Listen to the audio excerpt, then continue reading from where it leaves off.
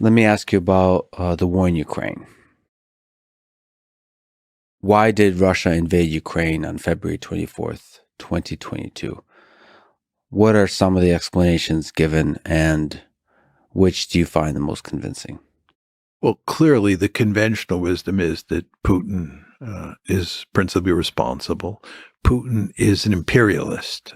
He's an expansionist. That's the conventional thinking. Yeah. And the idea is that he is bent on creating a greater Russia. And even more so, he's interested in dominating Eastern Europe, if not all of Europe.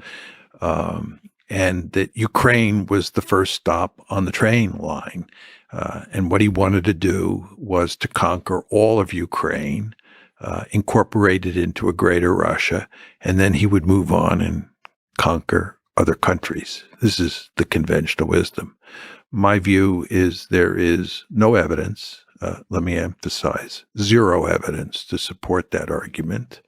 Which part that the imperialist part, the sense that he sought to conquer all of Ukraine and move on and conquer. There's no evidence he was interested in conquering all of Ukraine.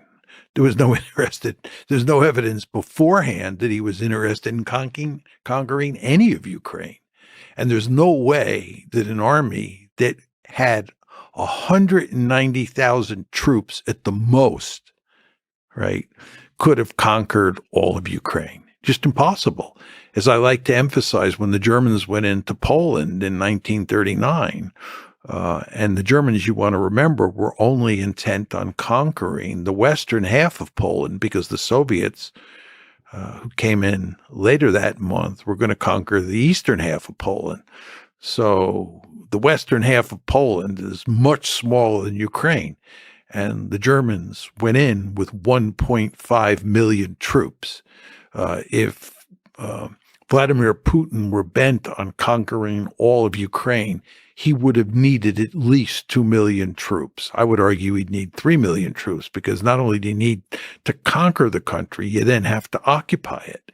But the idea that 190,000 troops was sufficient for conquering all of Ukraine is not a serious argument. Furthermore, he was not interested in conquering Ukraine, and that's why in March 2022, this is immediately after the war starts, he is negotiating with Zelensky to end the war. There are serious negotiations taking place in Istanbul involving the Turks, and Naftali Bennett, who was the Israeli prime minister at the time, was deeply involved in negotiating with both Putin and Zelensky to end the war.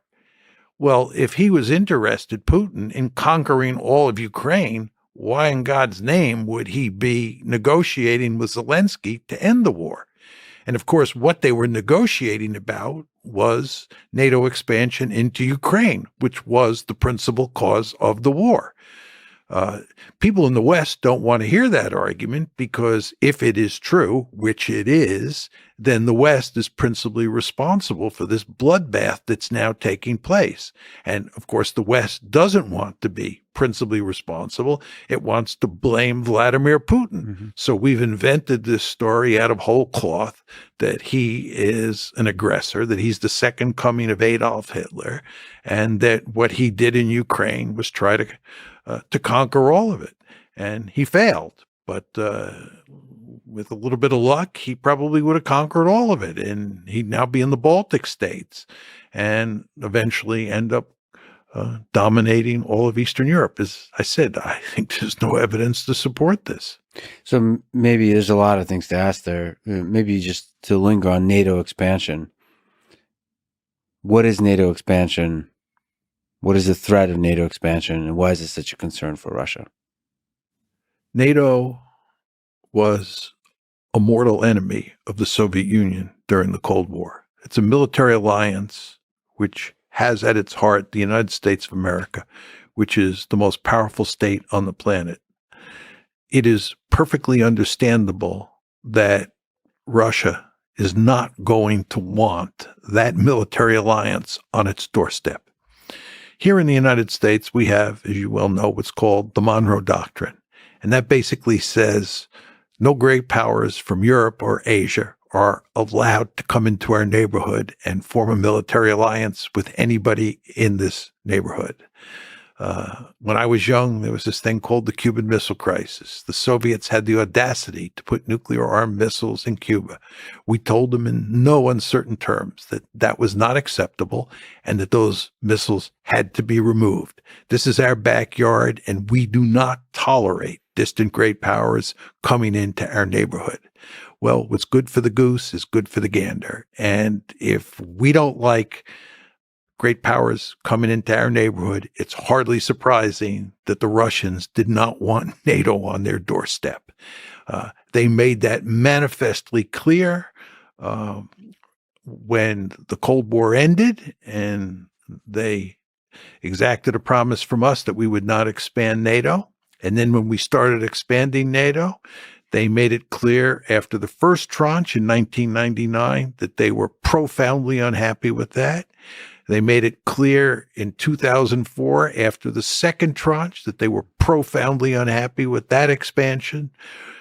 And then in April 2008, when NATO announced that Ukraine and Georgia would become part of NATO, they made it unequivocally clear, not just Putin, that that was not going to happen. They were drawing a red line in the sand.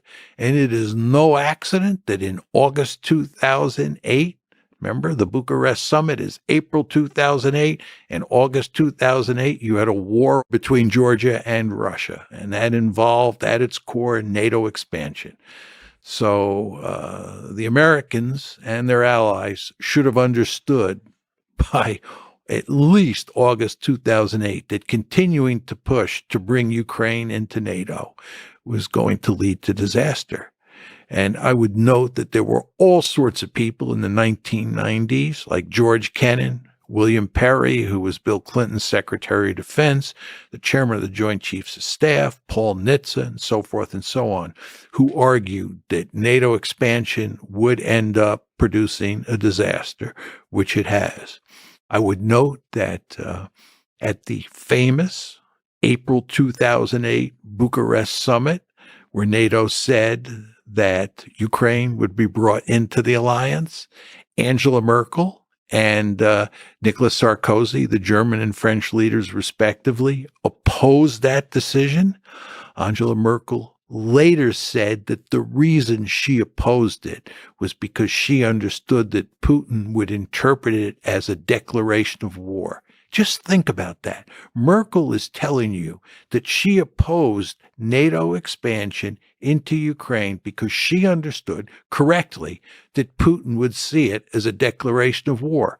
What did the United States and its friends in Europe do? They continued to push and push because we thought that we could push NATO expansion down their throat after 2008, the same way we did in 1999 and 2004. But we were wrong, and it all blew up in our face in 2014. And when it blew up in our face in 2014, what did we do? Did we back off and say, well, maybe the Russians have some legitimate security interests? No, that's not the way we operate. We continued to double down. And the end result is that in 2022, you got a war.